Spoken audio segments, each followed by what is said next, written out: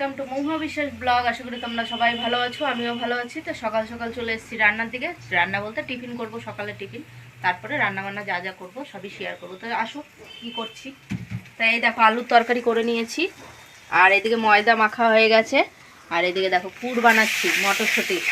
তো এটা হচ্ছে কচুরি বানাবো, মটরশুঁটি আর আলুর তরকারি, সকালের টিফিন এই করছি।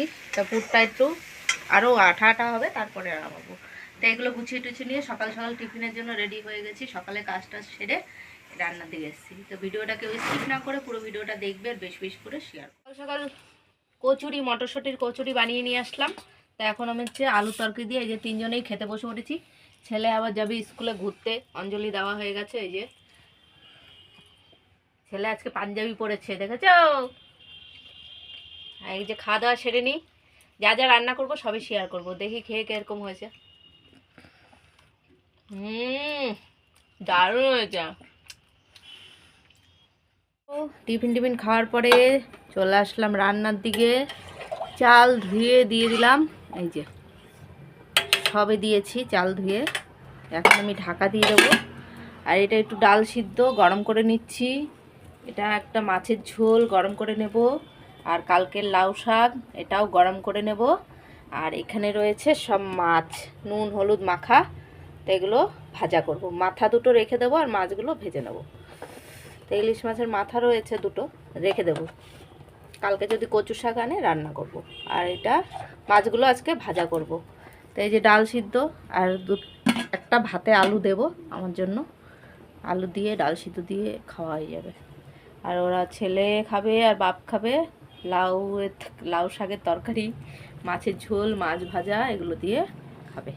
তা গরম করে নিই। আজকে আর রান্না কিছুই করব না, যা আছে এগুলোই আগে খেয়ে শেষ করি, নাহলে ফ্রিজে জমতেই থাকে আর জমতেই থাকে। তো এদিকে দেখো লাউ শাকটা গরম করে নিয়েছি, মাছের ঝোলটা গরম করে নিয়েছি, আর ডালটা ঘরে রেখে এসেছি, ডাল সিদ্ধটা। তাই এদিকে তেল দিয়ে দিয়েছি, কড়াইটা মুছে পরিষ্কার করে নিয়ে। ভাত ফুটে উঠেছে, তা মাছগুলো এখন ভেজে নেব। বেলা অনেক হয়ে গেছে জানো না, তোমার দাদাভাই গেছে চুল কাটতে, আর ছেলে তো গেছে স্কুলে, জানোই আজকে পুজো, সরস্বতী পুজোর। এই দেখো ঘড়িতে বাজছে হচ্ছে 12:30। বাড়িতে এখন ঘরে কেউ নেই, ঘর এখন অন্ধকার। তা আমি সব জামা কাপড়গুলো বাইরে রয়েছে, তোলা হয়নি, গেটটা দিয়ে রাখি কেন, কুত্তা টুত্তা ঢুকে তো ওই জন্য। আর এইদিকে দেখো পিঠে আবার কটা ভেজেছিলাম রাত্রেবেলা, সেগুলো এখন আবার দুধে রাত্রে ভিজিয়ে রেখেছিলাম।